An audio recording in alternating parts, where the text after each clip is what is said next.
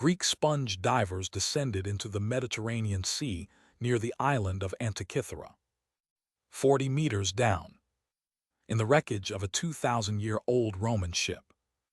Among amphoras and bronze statues, they found a corroded lump of metal and wood, unremarkable, easily overlooked. But when archaeologists examined it 70 years later, they discovered something that rewrites history.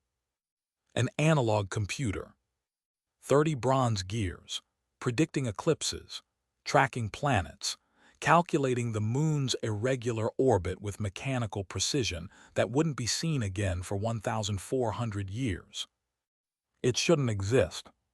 Tonight, we explore 21 mysteries that challenge everything you think you know about the ancient world.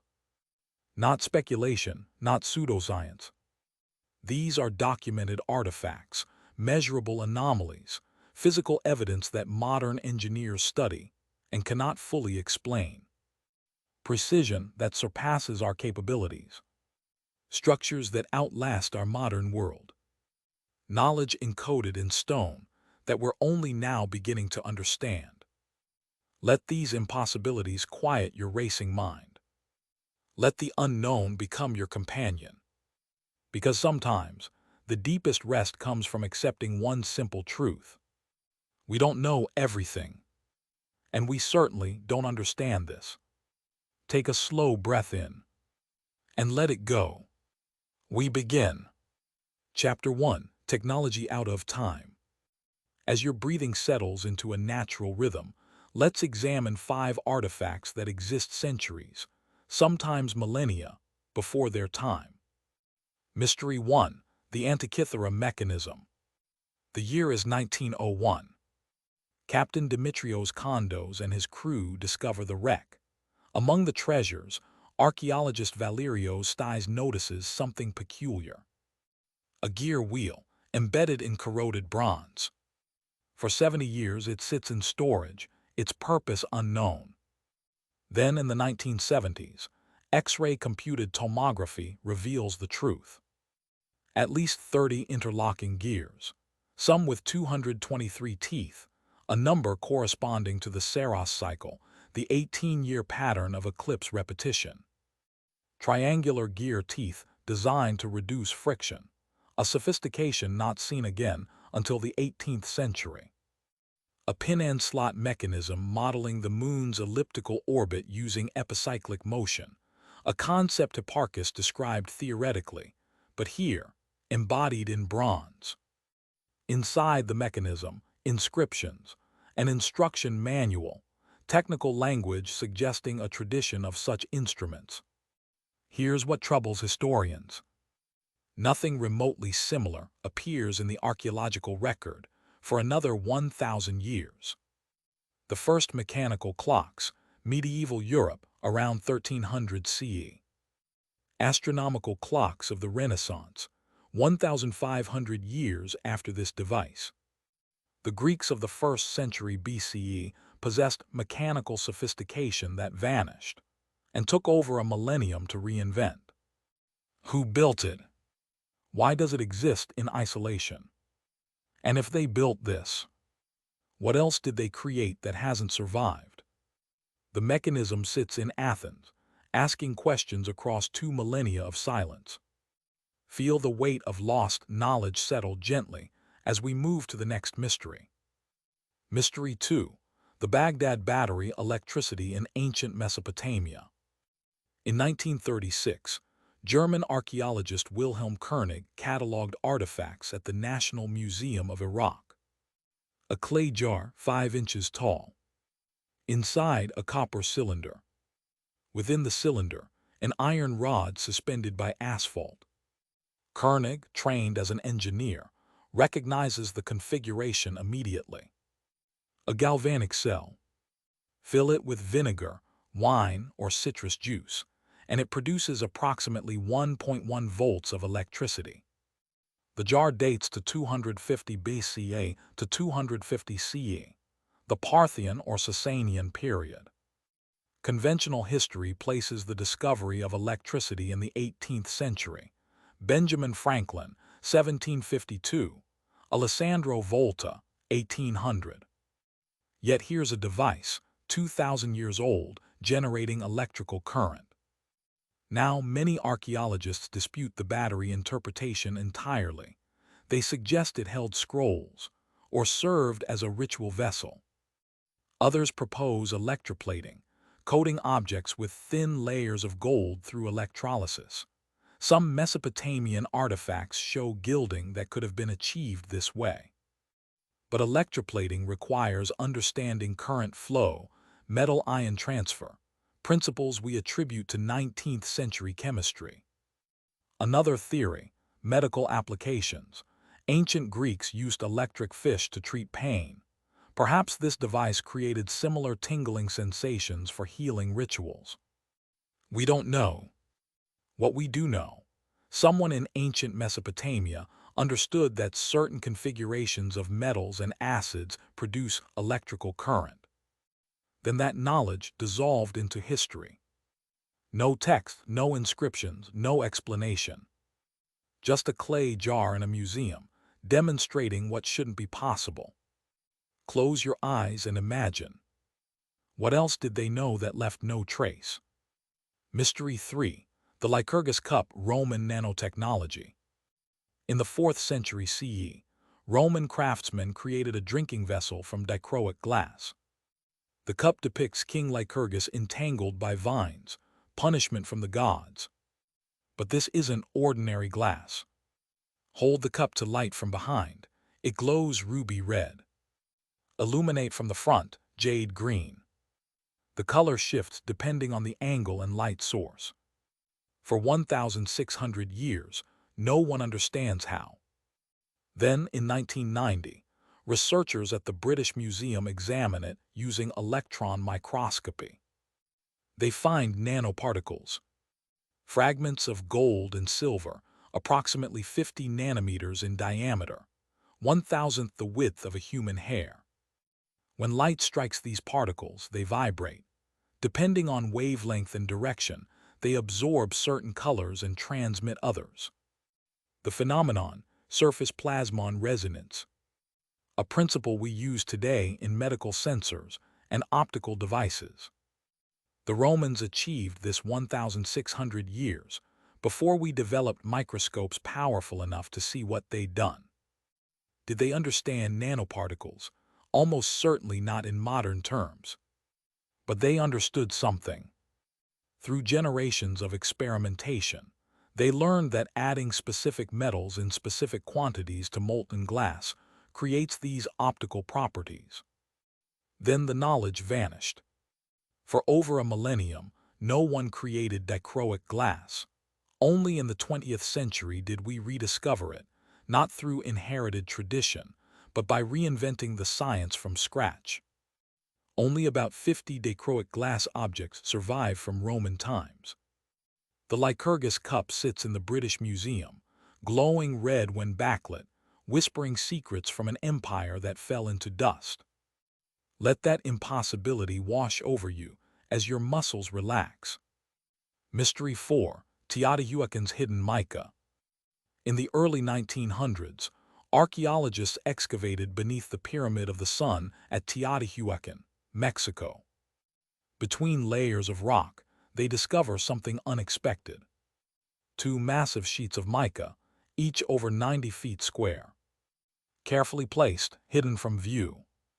Mica is a silicate mineral, heat-resistant, electrically insulating, transparent to neutrons. Today, we use it in electrical components, atomic reactors, specialized industrial applications. But here's the peculiarity. Mica doesn't exist naturally anywhere near Teotihuacan. The nearest source, Brazil, over 2,000 miles away. Someone made a deliberate choice to import this specific material. They transported it across vast distances. They incorporated it into the pyramid structure. And they hid it. Not decorative, not visible, just layers of mica sandwiched between stone. The standard explanation, ritualistic, symbolic, perhaps representing water or the underworld. But symbols don't require materials sourced from 2,000 miles away. Alternative theories suggest the mica served a functional purpose. Teotihuacan's layout shows remarkable acoustic properties. Certain chambers amplify sound in ways suggesting intentional design. Could the mica have contributed to acoustic engineering? Was it chosen for its electrical insulation properties, properties the builders somehow understood? We're left with questions. What we know. Someone considered this material important enough to import across a continent and bury beneath millions of tons of stone. Then the civilization collapsed, the knowledge died, and the mica remained hidden until we found it, asking why. Feel the mystery of hidden purpose drift with you into deeper calm. Mystery 5. Egyptian Granite Vases, the Precision Problem. Beneath the step pyramid of Djoser at Saqqara, archaeologists discovered over 30,000 stone vessels. Not pottery. Stone. Carved from granite, diorite, basalt, some of the hardest materials on Earth. Granite ranks 6-7 on the Mohs hardness scale, diorite 7-8. A steel file ranks 6.5. These stones are harder than the copper chisels mainstream archaeology attributes to Old Kingdom Egypt. Yet these vases aren't crude. They're masterworks, perfectly symmetrical. Some have walls only 2 millimeters thick, so thin light passes through. Many have long, narrow necks opening into wider internal chambers. The inside is hollowed smooth. No tool marks, no irregularities. How do you hollow out a stone vessel through a neck too narrow for hand? Modern stone carvers attempt to replicate them using copper chisels and sand, the supposed ancient tools. After weeks, crude approximations, visible tool marks, uneven surfaces. The ancient vases show none of these flaws. Some researchers suggest tubular drills, copper tubes with sand and water, but this creates spiral grooves the ancient vases don't have. Others propose lathes, rotating the stone while applying tools. But lathes require precision engineering. We have no evidence the Egyptians possessed in 3000 BCE. And here's what troubles archaeologists most. Many of these vases predate the pyramids. They come from the pre-dynastic period, before Egypt unified, before hieroglyphics fully developed, before centralized government. 30,000 vessels. Not experiments, refined products of mastered technique. What tools created them? What methods achieved this precision? And why did that craftsmanship apparently vanish? Let the impossibility of precision settle like a blanket as we transition. 5 technologies that exist outside their time. A computer predicting the cosmos. A jar generating electricity. Glass embedded with nanoparticles. Industrial materials are transported across continents. Vases carved with impossible precision. If these exist, what else are we missing? Take another slow breath. Feel your body becoming heavier. We drift now from technology to engineering, to precision that makes modern builders question what's possible. Chapter 2. Precision Beyond Tools. As your thoughts begin to quiet, we explore 5 examples of craftsmanship that shouldn't be achievable with ancient methods. Mystery 6. Puma Punku's age blocks. At 12,800 feet above sea level in the Bolivian Andes sits Puma Punku, the door of the Puma. Part of the Tiwanaku civilization, dated to approximately 530–600 CE. Here, scattered across the plateau, are stones unlike anything else in the ancient world. Massive blocks, some weighing 130 tons. Carved from andesite and diorite, stones ranking 7-8 on the Mohs hardness scale. Steel tools dull against them. But hardness isn't the mystery. Precision is. These blocks have perfectly flat surfaces, measured with modern levels, accurate to within fractions of a millimeter. Right angles of exactly 90 degrees. complex interlocking joints fitting together like three-dimensional puzzles. Some blocks have grooves carved at precise intervals. Others have perfectly circular holes drilled through solid stone, holes with smooth sides and uniform diameters. Engineers who have examined these describe them as machined. The surfaces are so flat they could have been cut with laser-guided tools. The angles suggest computer-aided design. But this is 6th century CE. No steel, no diamond-tipped saws, no precision instruments. The mainstream explanation: harder stones shape softer stones, copper tools with sand abrasives, patience and skill. And it's true.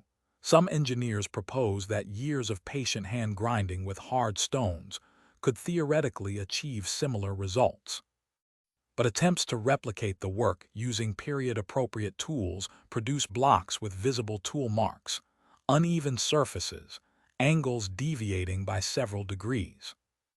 The ancient blocks show no such imperfections. Some blocks have tenon projections fitting into mortise slots, three-dimensional jigsaw puzzles. The tolerances are so tight no mortar is needed. The stones hold through geometry alone. To achieve this precision with hand tools would require standardized measurement systems, units accurate to fractions of a millimeter, maintained consistently across multiple craftsmen. Did they have such systems? We have no evidence. What remains are the stones themselves, scattered across a windswept plateau 12,800 feet above the sea. Let the thin mountain air carry that question through your relaxing mind. Mystery 7. The Longyou Caves, the Vanishing Stone. In 1992, a farmer in Zhejiang Province, China, drains a local pond. As water recedes, he discovers an entrance. Not to a natural cave, to something carved. Further exploration reveals a network of 24 artificial caverns, each carved from solid siltstone. Massive chambers, some 30 meters tall, ceilings supported by rock pillars. Total excavated area, over 30,000 square meters. Every surface, walls, ceilings, pillars covered with parallel grooves, precise, uniform, systematic. The estimated volume of rock removed, nearly 1 million cubic meters. Dating suggests they were carved around 212 BCE, during the Qin dynasty, over 2,200 years ago. Here's what puzzles archaeologists.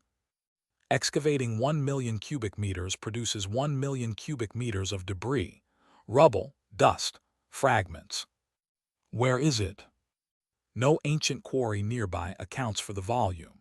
No stone constructions in the region match the material. No obvious geological evidence of erosion carrying material away. Now, to be fair, 2,200 years is a long time. Rivers do carry sediment. Rock does erode. Local construction projects across millennia could have used material without leaving obvious traces. But the scale is staggering, and the absence of evidence remains striking. Modern engineers calculate the time required, thousands of workers, many years. The chambers remain stable after 2 millennia, no collapses, no structural failures.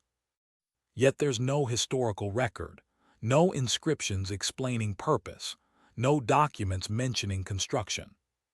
The Longyou Caves simply exist. Some chambers show signs of deliberate water storage, perhaps cisterns. Others may have served ceremonial functions.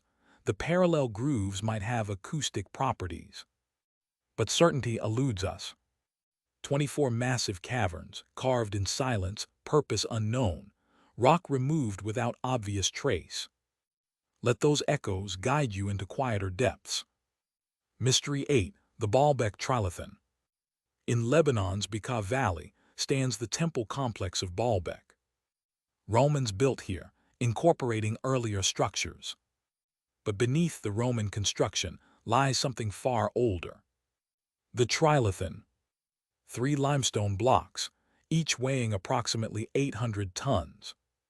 They form part of a foundation wall, positioned 20 feet above ground. To understand this weight, modern construction cranes max out around 200 tons. Lifting 800 tons requires specialized equipment developed in the 20th century. Yet here they stand, fitted with joints so tight you cannot slide a blade between them. The blocks were quarried 3/4 of a mile away. In the quarry lies another block, the stone of the pregnant woman, weighing 1,000 tons, cut and prepared but never moved. How were these transported? The Romans who built the temple above didn't claim credit for the foundation. They built on top of existing megaliths, suggesting far greater antiquity. Mainstream archaeology proposes thousands of workers using wooden rollers, levers, ropes. Mathematical models suggest it's theoretically possible. But there's a problem. The route includes uphill sections. Rolling 800-ton blocks uphill on wooden logs strains practical physics. Logs splinter, ropes snap, leverage points fail. Recent experiments have shown that with enough manpower, sophisticated pulley systems, and perhaps water-based hydraulics, ancient techniques could theoretically move such stones. Some engineers estimate 40,000 workers pulling simultaneously with perfect coordination. The logistics, organizing, feeding, housing that many people make the task nearly impossible. Yet it was done. Alternative theories suggest advanced techniques we haven't imagined, counterweights, hydraulic systems, methods lost to time. Chemical analysis confirms they're quarried stone, not cast concrete. What remains? 3 stones, 800 tons each, fitted together 20 feet in the air, joints tighter than a blade's edge. A foundation so ancient that the Romans built on it without understanding. Feel the weight of that mystery press gently as you sink deeper. Mystery 9. Newgrange, the chamber that measures sunrise. Visual, dawn light entering passage, illuminating chamber sound. Wind over Irish hills, ancient stillness. In Ireland's Boyne Valley stands a monument older than the pyramids. Newgrange. Built around 3200 BCE, over 5,200 years ago. A massive circular mound, 250 feet in diameter, covering an acre. The exterior ringed with 97 curbstones carved with spirals and concentric circles. Inside, a 60-foot passage leading to a central chamber with a corbelled roof that has remained watertight for 5,000 years. But Newgrange is more than a tomb. It's an astronomical instrument. Above the entrance, a rectangular opening called the roof box. For most of the year, it's irrelevant. Light doesn't penetrate. The chamber remains dark. But on the winter solstice, December 21st, the sun rises at a precise angle. At 8:58 a.m., the first rays enter the roof box. A beam of light travels down the 60-foot passage. For exactly 17 minutes, the chamber fills with golden light. Then the sun climbs higher, the angle shifts. Darkness returns. This happens once per year, only on the solstice, only if the sky is clear. The precision required is extraordinary. The passage had to be aligned to within a fraction of a degree. The roof box positioned at exactly the right height and angle. The builders had to account for the sun's position 5,200 years ago, compensating for axial precession, which shifts the sun's rising point over millennia. Modern astronomers who have studied Newgrange calculate the alignment has remained accurate for over 5,000 years. The structure hasn't shifted, the angle hasn't changed. Whoever built this understood astronomy. They tracked the sun's movements across years, perhaps generations, refining knowledge until they could predict the solstice with absolute certainty. Then they encoded that knowledge in stone. Why? The winter solstice marks the darkest day, the moment when the sun seems to die, only to be reborn. For agricultural societies, this moment meant survival. The returning light promised spring. Perhaps Newgrange was a temple where communities gathered to witness the sun's return. Or perhaps something more. The chamber's corbelled roof creates unusual acoustics. Sound resonates, amplified. Rituals may have involved chanting or drumming, using sound to enhance spiritual experience. We speculate, but we don't know with certainty. What we know: 5,200 years ago, people in Neolithic Ireland possessed advanced astronomical knowledge, engineering skill, and purpose strong enough to build a monument that has outlasted empires.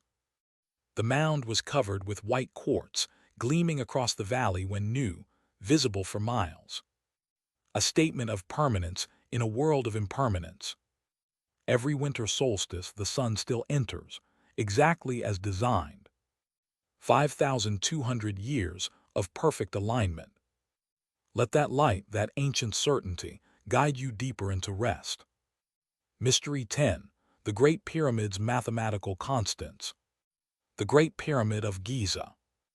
Built around 2560 BCE, originally 481 feet tall, covering 13 acres.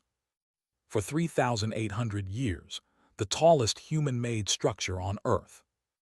Height isn't the mystery. Precision is. The base is a near-perfect square, each side approximately 755 feet long. The sides vary by less than 2 inches. Over 755 feet, that's an error of less than 0.02%. The sides align to cardinal directions: north, south, east, west, accurate to 3/60 of a degree. Modern compasses aren't that precise. But here's where it becomes intriguing. The ratio of the pyramid's perimeter to its height is 2 pi, 2 times pi. Pi, approximately 3.14159, the ratio of a circle's circumference to its diameter, a fundamental mathematical constant appearing throughout nature and physics. The ancient Egyptians' earliest known approximation of pi, from the Rhine papyrus around 1650 BCE, is accurate to about 1%. Yet the Great Pyramid, built 900 years earlier, encodes pi with much higher accuracy in its dimensions. Now, skeptics rightly point out, you can find patterns in any large structure if you look hard enough. The pyramid's dimensions may result from practical construction choices, the natural angle of repose for stone, aesthetic proportions that happen to approximate mathematical constants. These ratios might be coincidental, but the precision is undeniable. The alignment is perfect. The pyramid also approximates the golden ratio, phi, approximately 1.618, in the relationship between slant height and base. This ratio appears throughout nature: spiral shells, flower petals, galaxy arms. Did the Egyptians understand these mathematical principles? Or did they arrive at these proportions through aesthetic intuition, trial and error, and inherited building traditions that embodied mathematical truths without articulating them? We don't know. What we know: the Great Pyramid demonstrates precision and alignment that challenges our assumptions about what 4,500-year-old civilization could achieve. It stands in the desert, silent and perfect, inviting questions we're still learning to ask. Let those encoded mysteries rest in your quieting mind. 5 examples of precision beyond ancient tools. Blocks machined to microscopic tolerances. Caves excavated without leaving debris we can find. Foundation stones too heavy for modern cranes. A passage that captures one sunrise per year for 5,000 years. A pyramid encoding mathematical constants in its very shape. Your breathing is slower now. Your body heavier. We turn from precision to transport, to the impossible problem of moving massive stones across vast distances. Chapter 3. The Transport Enigma. As your muscles fully release their tension, we explore 5 structures that challenge our understanding, not because of how they were built, but because of how the materials arrived. Mystery 11. Easter Island Moai, the statues that walked. Visual, Moai statues lined along coast, backs to sea, dramatic sky sound. Wind over vast ocean, waves against stone. On a remote island in the South Pacific, 2,000 miles from the nearest continent, stand 887 stone statues. The Moai. They average 13 feet tall, weighing approximately 14 tons each. Some are much larger. The tallest, at 33 feet, weighs over 80 tons. They were carved from volcanic tuff at a quarry called Rano Raraku, then transported across the island to stone platforms called Ahu. Distances, a few hundred meters to 14 miles. The island, Rapa Nui, called Easter Island by Europeans, was inhabited by Polynesian settlers around 1200 CE. By 1722, when Europeans arrived, the population was small, forests were gone, and the statues stood in silent rows. How were they moved? Local oral tradition says the statues walked. For centuries, dismissed as myth. Then in 2012, researchers Carl Lipo and Terry Hunt tested a theory. They built a replica and attached ropes to either side. By rocking the statue side to side while pulling forward, they walked it across the ground. It worked. The statue waddled forward, pivoting on its base. But there's a complication. This technique works on flat ground. Much of Easter Island is hilly. Some moai sit on slopes and cliffs. Walking them uphill requires exponentially more force and control. Dozens of moai remain in the quarry, partially carved or abandoned mid-transport. Some lie face down on ancient roads, as if they fell during the journey. Why were they abandoned? Did the technique fail? Did resources run out? Did social collapse halt the work? Recent analysis suggests transport occurred during higher rainfall periods, when muddy paths made movement easier. The truth, we're not certain. What we know: 887 statues, averaging 14 tons, moved across an island with limited resources using only human power and ingenuity, and quite possibly an ingenious walking technique that worked far better than we initially imagined. The moai stand today, silent witnesses to methods we're still rediscovering. Let their stillness settle over you like ocean wind. Mystery 12. Stonehenge Bluestones, 150 miles for sacred stone. On the Salisbury Plain in England stands Stonehenge. The outer circle, large sarsen stones, each weighing around 25 tons, quarried from hills about 20 miles away. Difficult but achievable. But inside the circle stand the Bluestones, 80 smaller stones, each weighing approximately 4 tons. Geological analysis proves they came from the Preseli Hills in Wales, 150 miles away. Imagine transporting 80 stones, each weighing as much as a large car, across 150 miles of Bronze Age Britain. No roads, no wheels, or at least no evidence of their use for this purpose. No draft animals capable of pulling such loads. 2 possible routes: overland or by water. Overland would require dragging stones on sledges over hills, through forests, across rivers. Estimates suggest 200 people per stone, moving at a mile per day. The water route, down the Welsh coast, across the Bristol Channel, up rivers into England, is more plausible. Rafts could support the weight if properly constructed. But Bronze Age boats were small. Building rafts capable of navigating open water while carrying 4-ton stones would be extraordinary. And here's the haunting question. Why? Why transport stones from 150 miles away when suitable stones existed locally? The sarsen stones came from only 20 miles away. Some researchers suggest the Bluestones had special acoustic properties. When struck, they ring like bells. Perhaps they were chosen for ritual significance. Perhaps the Preseli Hills held spiritual importance, and the stones carried that sacredness to Stonehenge. Some geologists once proposed glaciers transported them naturally, but later studies found no evidence of Welsh glacial deposits in that region.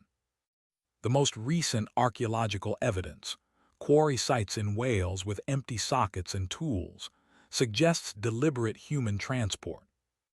Bronze Age people chose to transport 80 stones, 4 tons each, across 150 miles of difficult terrain, for reasons we don't fully understand. And they succeeded. Stonehenge stands today, the Bluestones arranged in an inner circle. Continue. Having traveled further than most people in that era would travel in their entire lives. Let that ancient determination drift with you into deeper rest. Mystery 13. Angkor Wat 6 million tons down the river. In the jungles of Cambodia stands Angkor Wat, the largest religious structure on Earth. Built in the early 12th century by the Khmer Empire. The complex covers over 400 acres. The central tower rises 213 feet, surrounded by galleries, courtyards, intricate bas-reliefs. The entire structure, sandstone blocks, each weighing 1,500 to 3,000 pounds. Total mass, approximately 6 million tons. 6 million tons, roughly equivalent to 40 Empire State Buildings. All quarried from Phnom Kulen, a mountain range 25 miles northeast. Hell, the prevailing theory, stones floated down rivers on bamboo rafts. The Siem Reap River connects Phnom Kulen to Angkor, making water transport feasible, especially during monsoon season when water levels rise. But the logistics are staggering. If each raft carried 10 tons, 600,000 trips. If work continued for 30 years, estimated construction time, 20,000 trips per year. Approximately 55 trips per day, every single day, for 3 decades. The organization required is mind-boggling. Teams quarrying, teams building rafts, teams loading stones, teams navigating rivers, teams unloading, teams transporting from riverbank to construction site, teams of masons carving and placing each block. Some scholars estimate the workforce at 300,000 people, including support staff providing food, water, tools, shelter. Why? Angkor Wat was built as a temple to Vishnu, later repurposed for Buddhism. It represented Mount Meru, the center of the universe in Hindu and Buddhist cosmology. The moat, the cosmic ocean. But religious devotion alone doesn't explain the scale. This was a statement of power, proof that the Khmer Empire commanded resources and labor on a scale few civilizations could match. And it worked. Angkor Wat has stood for 900 years, surviving wars, regime changes, jungle overgrowth. It remains the largest religious monument on Earth, testament to what human determination can achieve when the task seems impossible. Let the image of 6 million tons moving down jungle rivers guide you deeper. Mystery 14. Nan Madol, the stones that shouldn't. Off the eastern shore of Pohnpei in Micronesia lies a place unlike anywhere else. Nan Madol, an artificial archipelago of nearly 100 small islands built on a coral reef lagoon. Islands separated by narrow canals, earning it the nickname Venice of the Pacific. But this isn't brick and mortar. It's basalt. The islands are constructed from massive basalt logs, columnar basalt formed by volcanic cooling, fracturing naturally into hexagonal pillars. These pillars were quarried from elsewhere on Pohnpei, transported across water, and stacked in alternating rows to create walls, platforms, structures. Some basalt logs weigh up to 50 tons. Construction began around 1200 CE, continuing for several centuries. The site served as the ceremonial and political center of the Saudeleur dynasty, which ruled until approximately 1628. The mystery: how were the stones transported? The nearest quarry is several miles away, separated by water. Basalt is dense, it doesn't float. Building rafts capable of supporting 50-ton stones using bamboo, wood, vines, materials available in the 13th century, seems nearly impossible. Local legend offers an explanation. The stones flew through the air.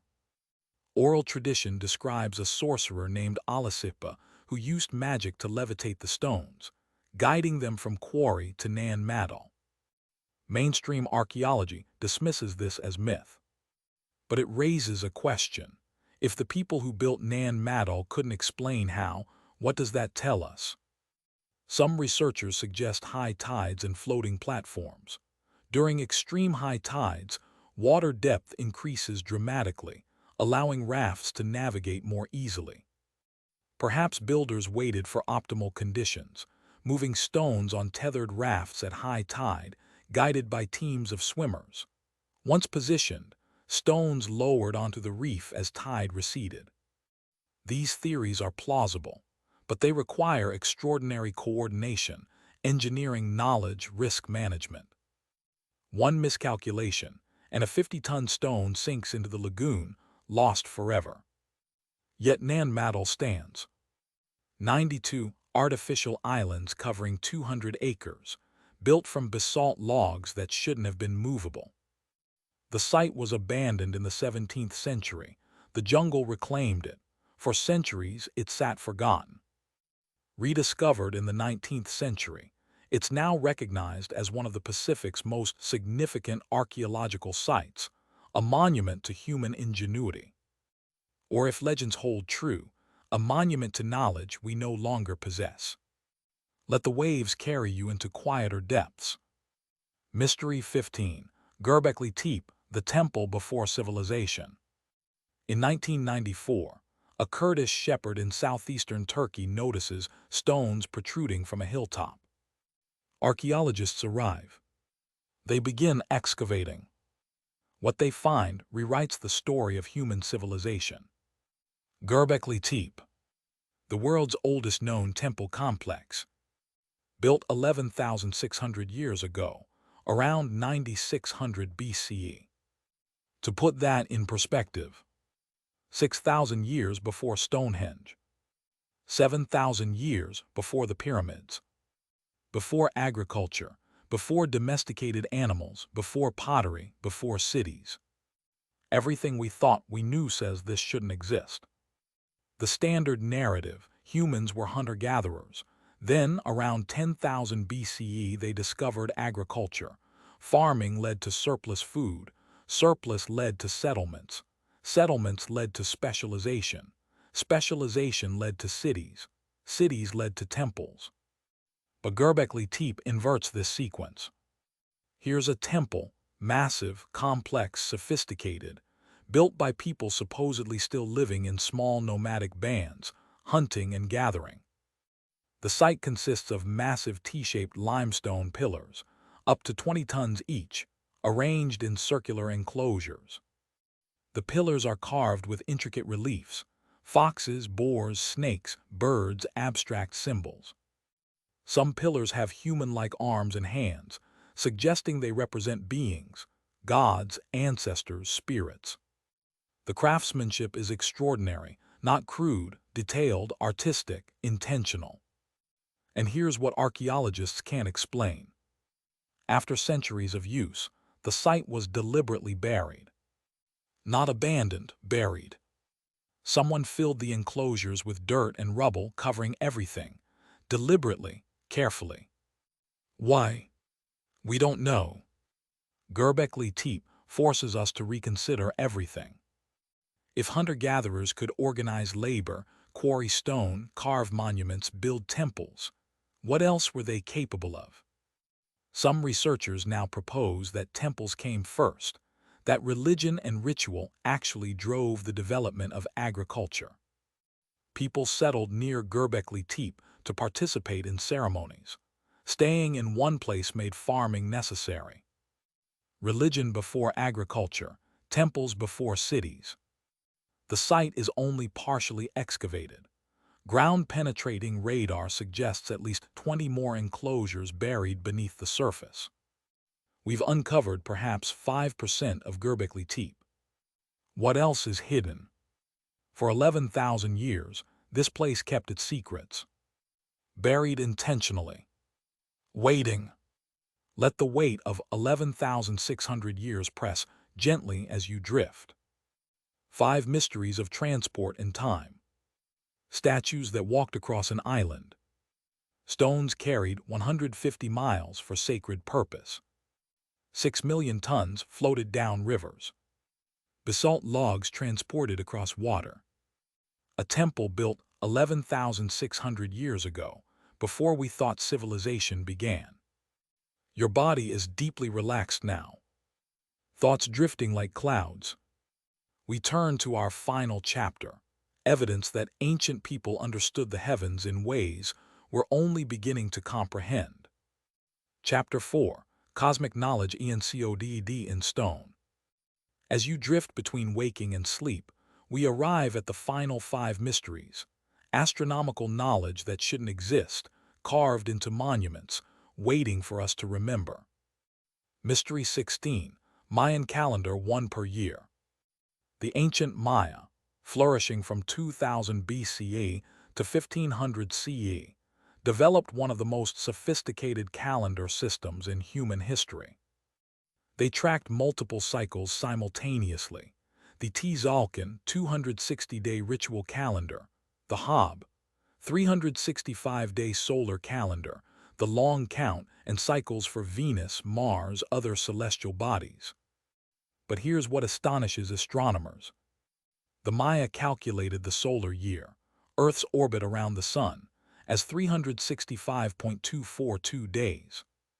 Modern measurement, using atomic clocks and satellites, 365.2422 days. The Maya were off by 0.0002 days, about 1 per year. Without telescopes, without computers, without even metal tools. How? Observation. For centuries, perhaps millennia, Mayan astronomers watched the sky.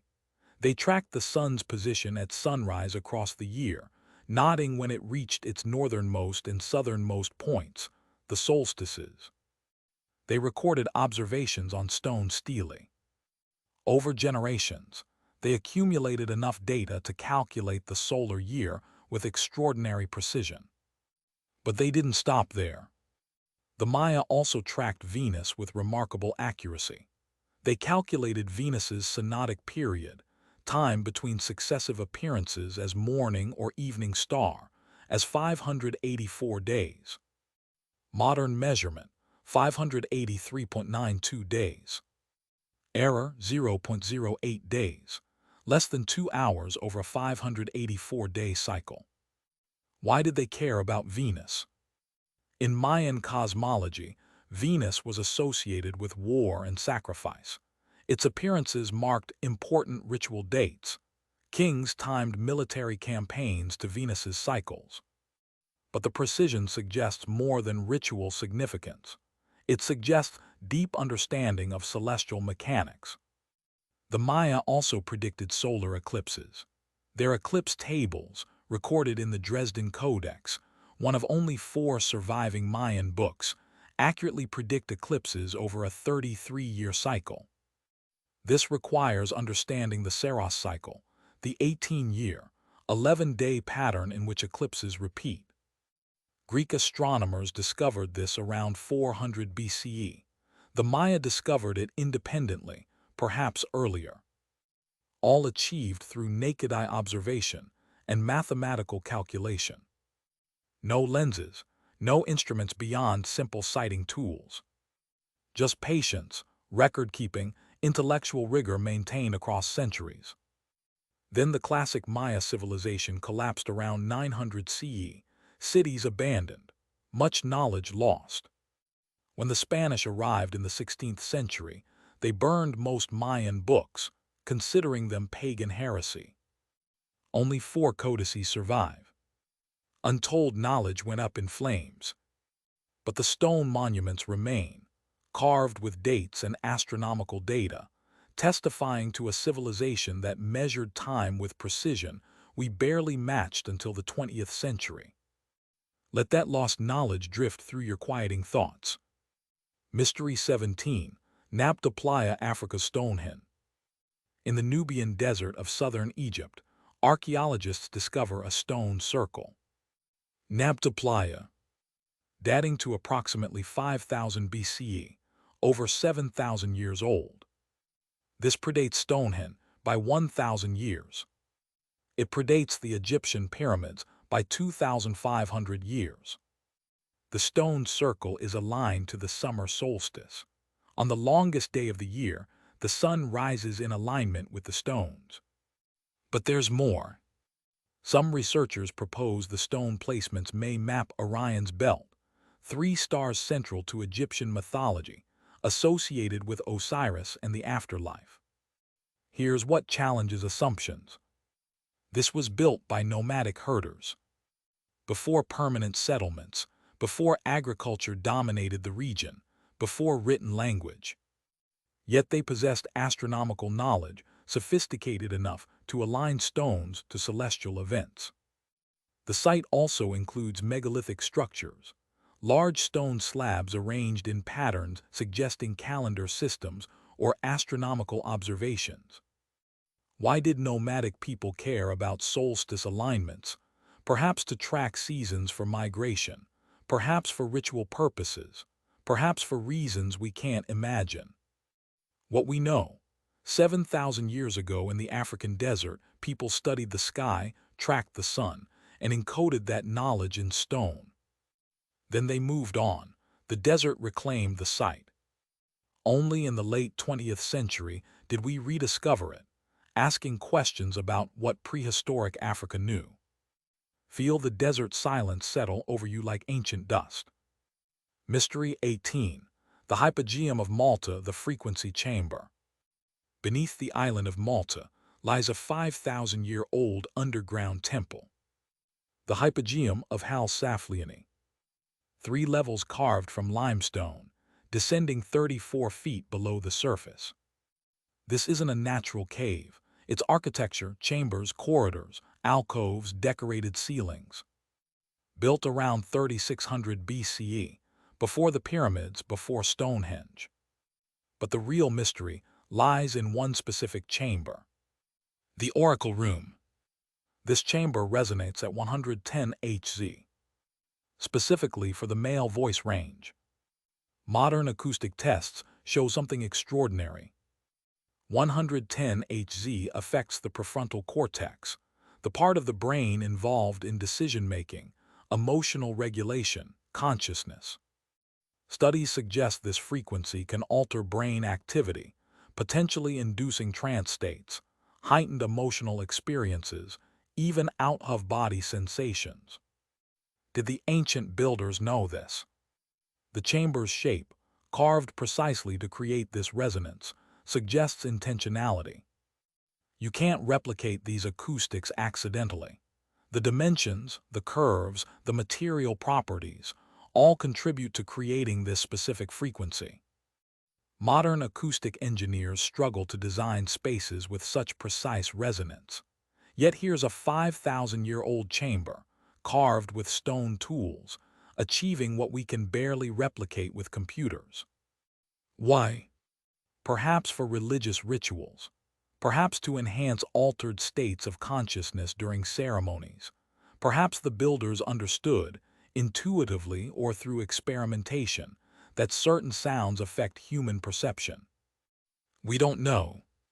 What we know: someone carved an underground temple with a chamber specifically tuned to alter human consciousness. Then that knowledge vanished. Let the 110 Hz hum carry you deeper into rest. Mystery 19. The Great Pyramid's Resonance Chamber. The Great Pyramid of Giza. Inside the King's Chamber.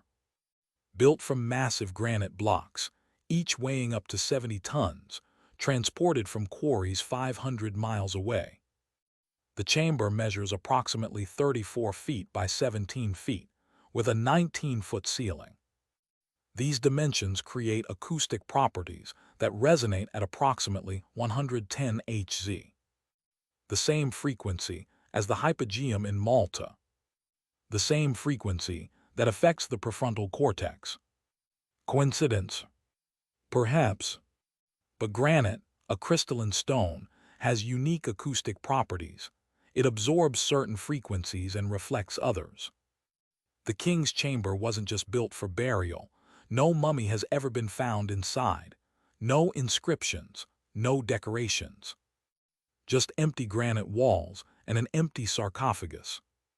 Some researchers propose the pyramid was a sound healing temple, that the chamber's acoustics were intentional, designed to create specific frequencies for altered consciousness, healing, or spiritual experiences. Others suggest the resonance is coincidental, a byproduct of structural requirements. We don't know. What we know, the Great Pyramid's most sacred chamber resonates at the same frequency as a 5,000-year-old Maltese temple, a frequency modern science has confirmed affects human consciousness. Was this knowledge shared across cultures? Did ancient builders understand acoustic resonance in ways we're only rediscovering? The pyramid offers no answers. It simply hums at 110 Hz, waiting. Let that deep resonance vibrate through your relaxing body. Mystery 20. Roman concrete, the formula that heals itself. Walk along the Mediterranean coast. You'll find Roman harbors built over 2,000 years ago. Still standing. Not ruins, functional structures. Seawalls holding back the ocean, piers where boats could still dock. Concrete that has survived 2 millennia of waves, salt, storms. Now consider modern concrete. It begins to degrade within decades. Most structures have a lifespan of 50 to 100 years. Bridges need constant maintenance. Buildings crumble. Why do Roman structures outlast ours? For centuries, the answer was lost. The recipe for Roman concrete, opus cementitium, disappeared with the fall of the empire. Then, in the 21st century, researchers analyzed samples from ancient structures. They discovered something remarkable. Roman concrete is made from volcanic ash, lime, seawater, and aggregate, usually volcanic rock. When submerged in seawater, a chemical reaction occurs. The seawater interacts with volcanic ash, creating aluminum tobermorite crystals, rare, stable minerals that strengthen the concrete over time. The crystals grow slowly, filling cracks and gaps. The concrete heals itself. Modern concrete, made with Portland cement, a 19th-century invention, doesn't do this. Salt water actually degrades Portland cement, accelerating corrosion of internal rebar. Roman concrete gets stronger with time, ours gets weaker. But here's the humbling part. The Romans didn't understand the chemistry. They didn't know about aluminum tobermorite or crystallization. They discovered the technique through trial and error, refined it over generations, used it to build an empire's infrastructure. Then the knowledge vanished. For over 1,500 years, we didn't know how to make concrete that lasts. We reinvented concrete in the modern era, but our version is inferior. Only recently have we begun understanding what Rome achieved 2,000 years ago. Some modern companies are now experimenting with seawater-based concrete, using volcanic materials, attempting to replicate Roman techniques. We're slowly relearning what was forgotten. Though it's worth noting, modern concrete allows for much faster construction and can be reinforced with steel for applications Roman concrete couldn't handle. We've gained speed and versatility, but lost longevity. The question lingers, what else did Rome know that died with the empire? Let the image of ancient harbors, still standing against tides, wash over you. Mystery 21. Sacsayhuamán, the earthquake-proof fortress. Above Cusco, Peru, on a hill overlooking the ancient Inca capital, stands a fortress that defies earthquakes. Sacsayhuamán. Built or rebuilt. In the 15th century, it consists of massive stone walls made from blocks weighing between 90 and 200 tons each. The blocks are fitted together without mortar. The joints are so tight you cannot slide paper between them. This is earthquake country. Cusco has been struck by major earthquakes repeatedly. Colonial Spanish buildings crumble. Modern structures crack and collapse. Sacsayhuamán still stands unchanged. Hell.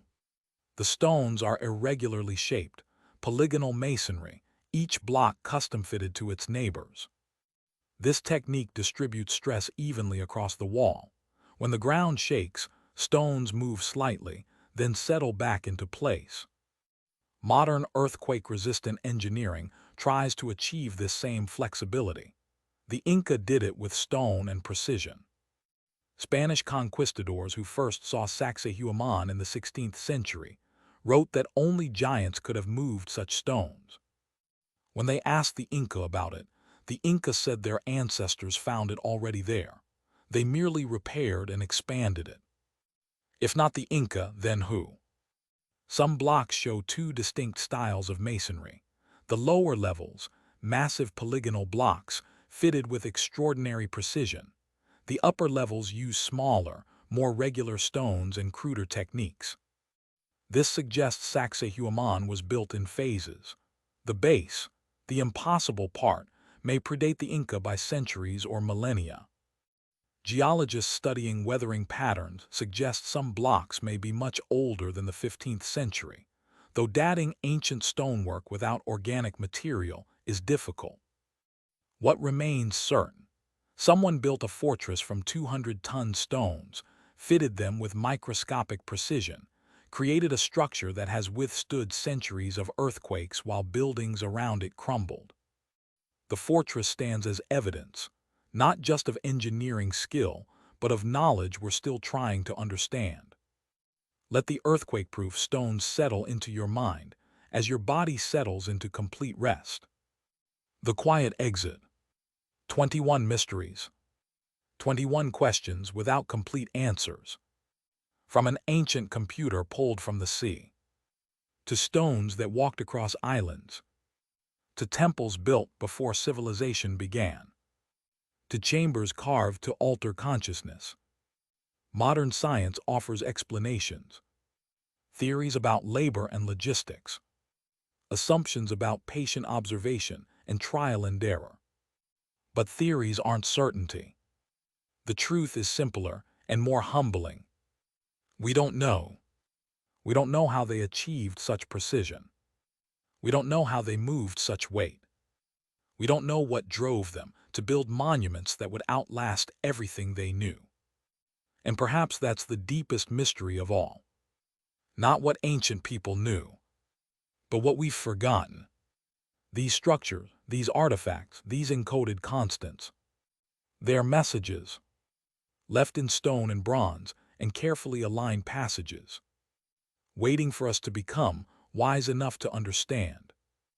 In Part 2, we'll explore what they knew that we still can't replicate. Metallurgy that creates indestructible alloys. Medicines with survival rates surpassing modern surgery. Navigation across oceans without instruments. Languages we still cannot decode. But for now, rest. Let these impossibilities drift through your mind like constellations across an ancient sky. Let the mystery be your companion as you fall into sleep. Because the greatest wisdom isn't found in answers. It's found in admitting how much we don't know. And in that admission, perhaps, we begin to remember. Your breath is slow now, deep and even. Your body is completely relaxed. Your mind drifting into the quiet darkness where questions dissolve. And sleep finally comes.